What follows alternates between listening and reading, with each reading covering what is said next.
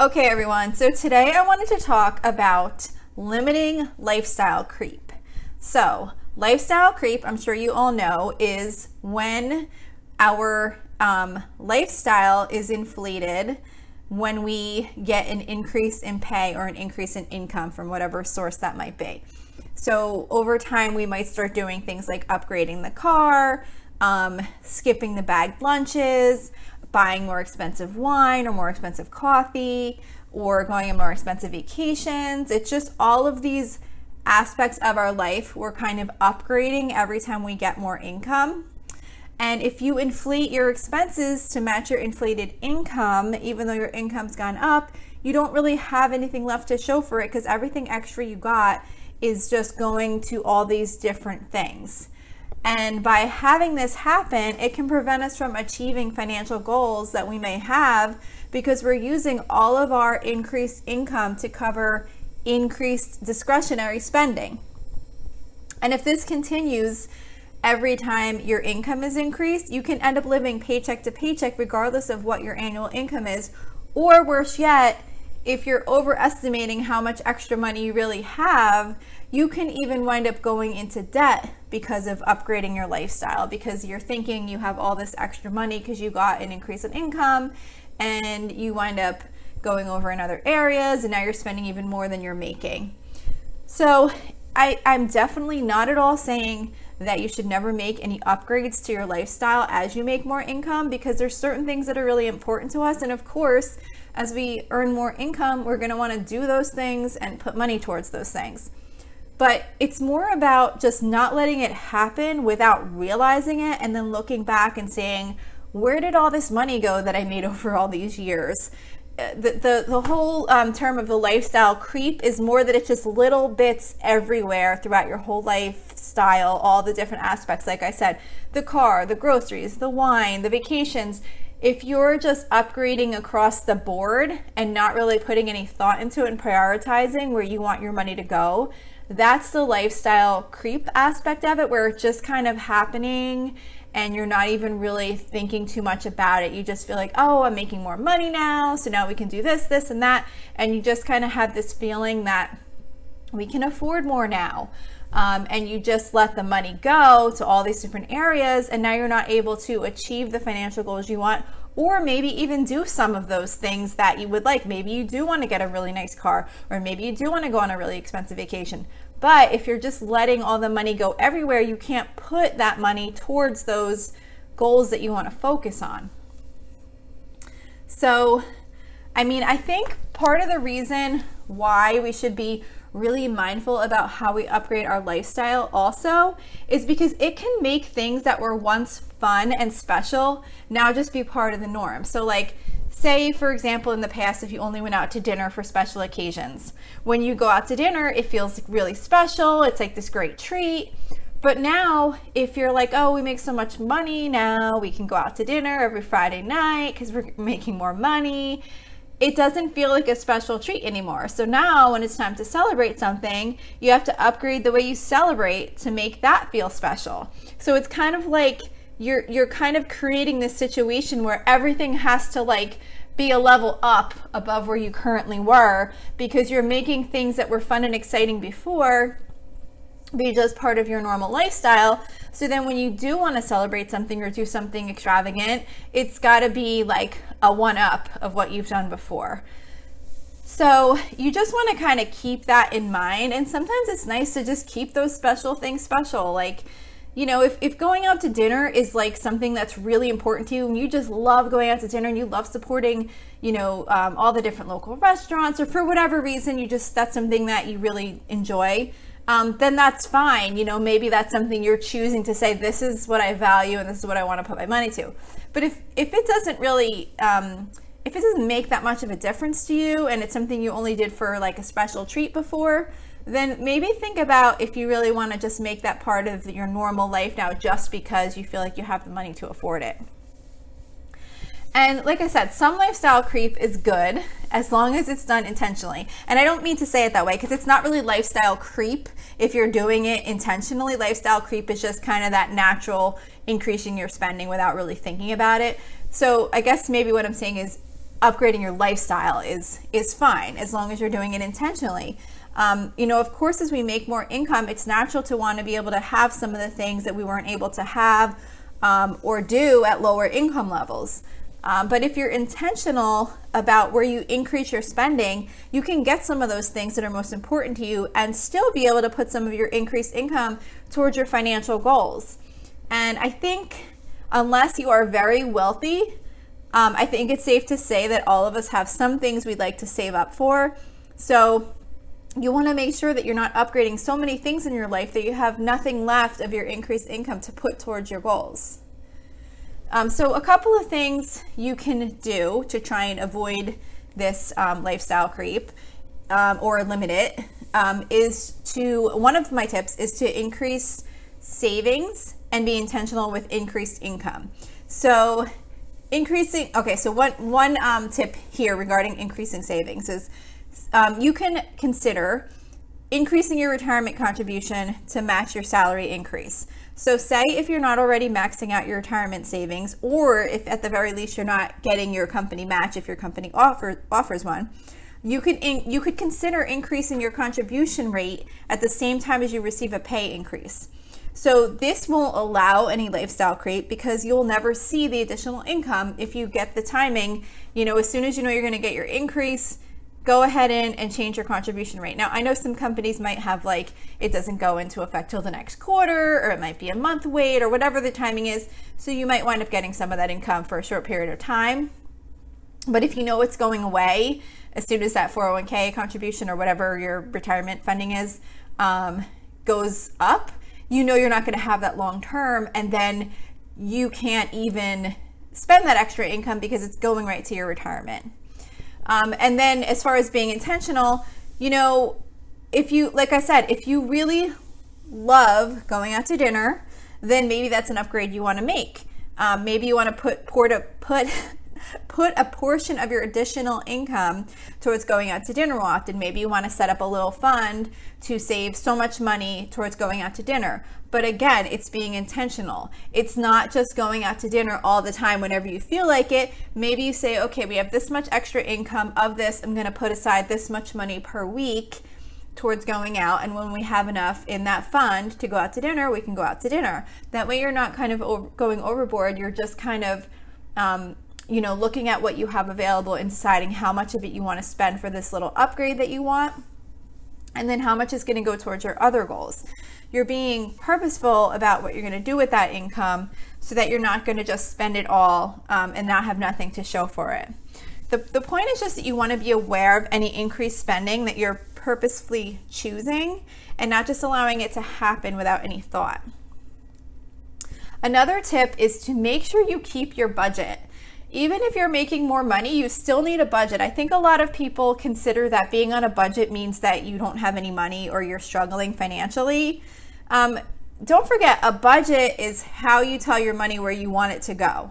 So the more income you have, the more important your budget is, because you can have more money now that can be wasted if you're not staying on top of things. And especially if you got a pretty good increase in income, you can feel like, you have so much more money now than you actually do. And you know that when you're not keeping track of your money, you forget all these purchases that you make.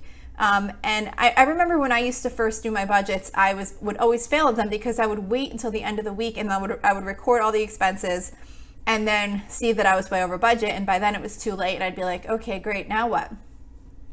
You don't remember things that you spent earlier in the week when they're just little incidental costs.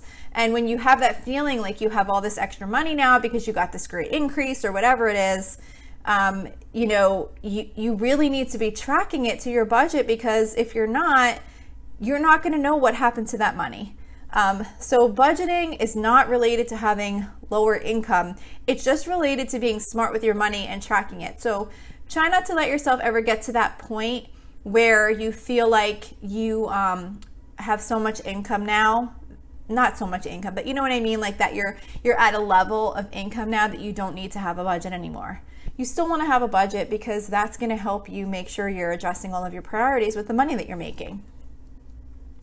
Another tip is to make a list of your savings priorities. So instead of taking all of your increased income each year and doing as much as you possibly can with it and just kind of spreading it thin all over the place, try to keep a list of the things that you really want to save for. These could be things like home improvement projects, a vacation, maybe some new wardrobe items, whatever it might be. If you keep a list of those things with the estimated cost and kind of keep them in a priority list, by having a list of your priorities, you can choose to save for those items and get them done in priority order instead of just kind of trying to do everything all at once and not really having a game plan on how much those items are going to cost and what things you're going to do first. So when you're in the habit of doing these things based on your priority, it'll likely take you a little slower to get things done because you're going to really be more aware of what you're spending your money on and really think through it. So like what I do is I have like a little list in Excel, and whenever we think of something we want to do, like for example, we need to replace some fencing. So like when we're talking about, oh, we really need to do that, I go and I run and I put it on my list and I get like a rough estimate and put it on there. And then anytime something like that comes up, I just go and add it to that list, and then we kind of will look at it and say, okay, these are all the things that are on the list. What is the most important to us? And then we'll put that on our priority list first and then say, okay, well, this is what we're working on first. And if we go to review it again and we've changed our mind on what the priority is, then that's fine. We can move it around. But it's kind of just a good visual to have like this list of what's your priority so that you can really focus in on what you want to be saving for. And that can help you with avoiding lifestyle creep, because if you have that extra money, you could say, okay, well, great, we have this extra money now. These are the things that we really wanted to save for. So let's focus on these, however many things, you can afford to save up for that are on your list. And then of course, practice contentment is another tip. I feel like this is always a tip regardless of what financial area we're looking at, but it's just so important in so many ways to help you with not, making bad financial choices. When you practice contentment and gratitude, you're taking the time to really acknowledge and appreciate the things that you have. And when you recognize and appreciate what you already have, it can lessen the desire to want to purchase more or new things that will use up money that could be put to better use based on the goals that you're trying to accomplish. So what happens a lot of times is people overspend when they feel like they need a treat or a reward. And if you can give yourself that by acknowledging all the things you're grateful for, you'll be less likely to increase your discretionary spending. So not discretionary spending. Because you won't feel that need for like all these little special treats all the time. You can recognize all that you have, and when you're content with what you have and you're grateful for what you have, it much lessens that need to kind of always want to go treat yourself.